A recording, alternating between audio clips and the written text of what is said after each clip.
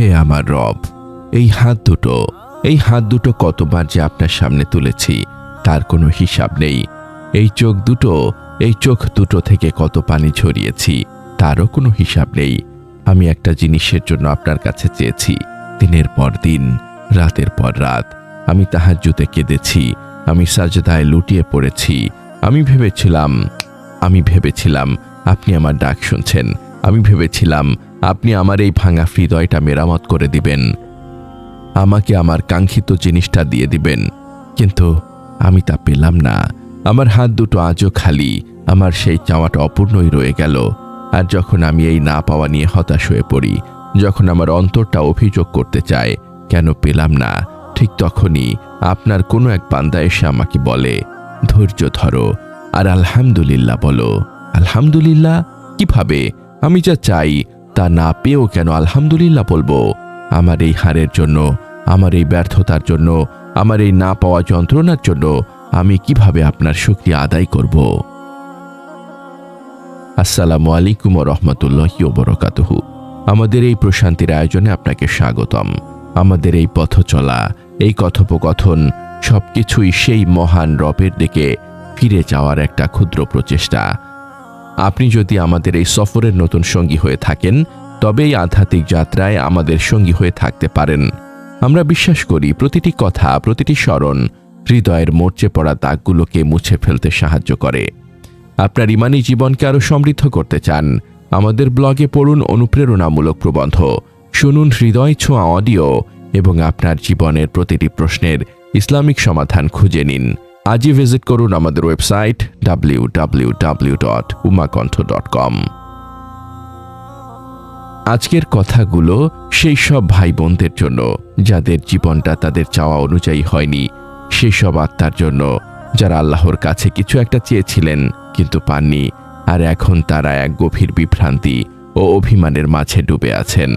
না পাওয়ার শুকরিয়া, এটা ঈমানের সবচেয়ে কঠিন এবং সবচেয়ে গভীরতম স্তরগুলোর একটি। এটা খুবই সহজ। যখন আমরা কিছু পাই তখন আলহামদুলিল্লাহ বলি। একটা ভালো চাকরি পেলে, সন্তান হলে, পরীক্ষায় পাশ করলে, সুস্থ হয়ে উঠলে আলহামদুলিল্লাহ বলা খুব সহজ, কারণ তখন আমাদের হৃদয়টা আনন্দে ভরে থাকে।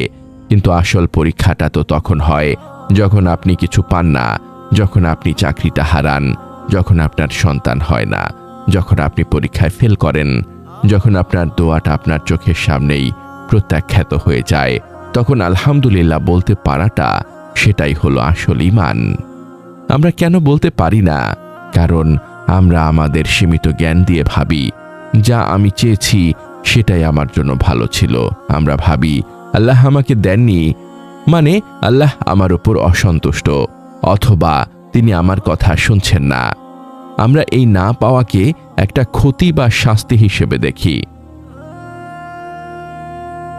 কিন্তু যদি আমি আপনাকে বলি আপনার এই না পাওয়াটাই হয়তো আপনার জীবনের সবচেয়ে বড় পাওয়া, যদি আমি আপনাকে বলি আল্লাহ আপনাকে আপনার কাঙ্ক্ষিত জিনিসটা না দিয়ে আসলে আপনাকে আপনার কল্পনার চেয়েও বড় কিছু দিয়েছেন, প্রথমত আপনাকে আলহামদুলিল্লাহ বলতে হবে, কারণ আপনি জানেন না আপনি যা চেয়েছেন তার ভেতরে আপনার জন্য কি পরিমাণ অকল্যাণ লুকিয়েছিল। আপনার রব আল হাকিম, তিনি আপনার ভবিষ্যতের খবর জানেন যা আপনি জানেন না। আল্লাহ তাআলা কুরআনে এই মূল নীতিটি কত স্পষ্টভাবে বলে দিয়েছেন।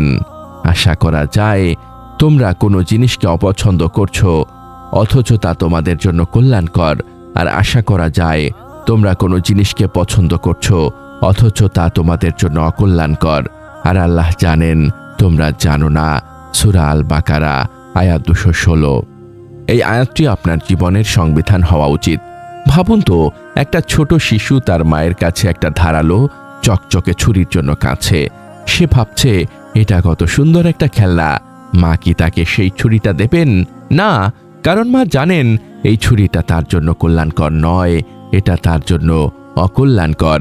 শিশুটি কাঁদবে, সে ভাববে আমার মা আমাকে ভালোবাসে না, আর মা তিনি দূর থেকে ছেলের কান্না দেখছেন আর ভাবছেন আমি তোকে ভালোবাসি বলেই আজ তোকে এই জিনিসটা দিলাম না।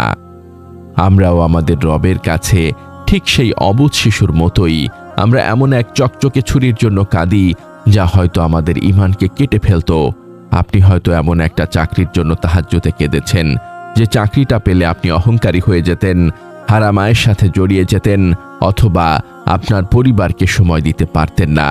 আল্লাহ আপনাকে সেই চাকরিটা না দিয়ে আপনার ঈমানকে, আপনার পরিবারকে রক্ষা করেছেন।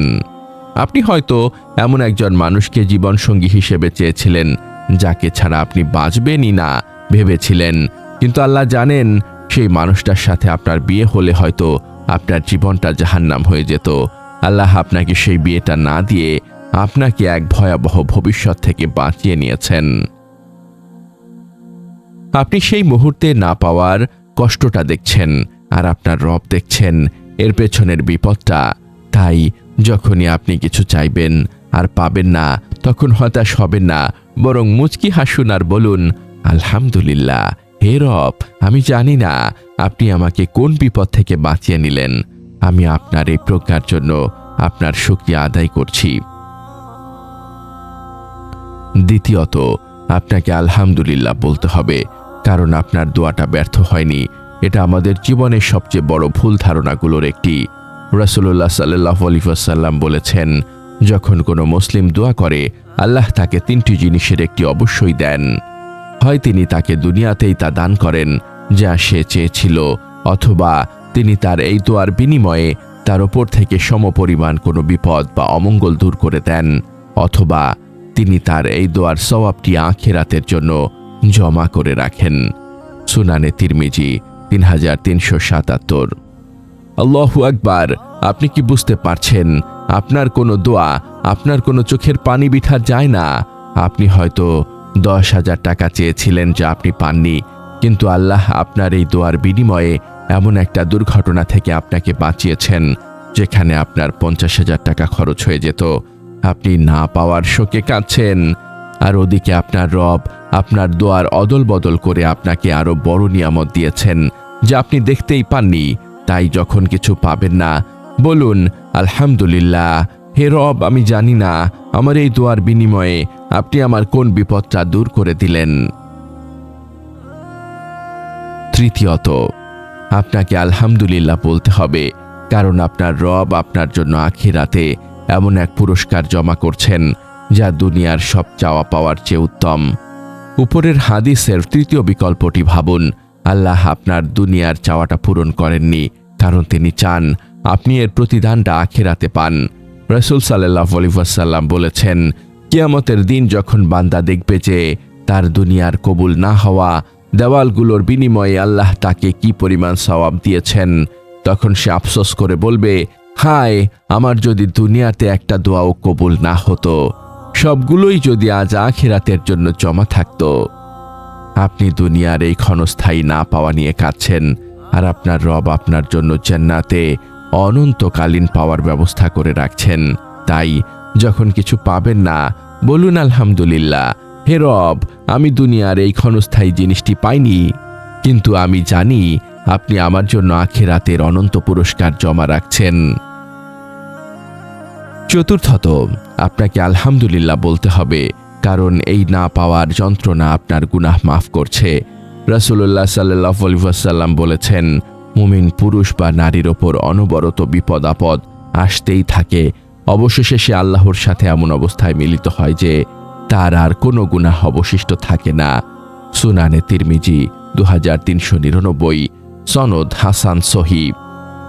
এই যে আপনার না পাওয়ার কষ্ট, আপনার এই অপেক্ষার যন্ত্রণা, আপনার এই ধৈর্য ধারণ, এই সব কিছুই আপনার গুনাহগুলোকে ছড়িয়ে দিচ্ছে।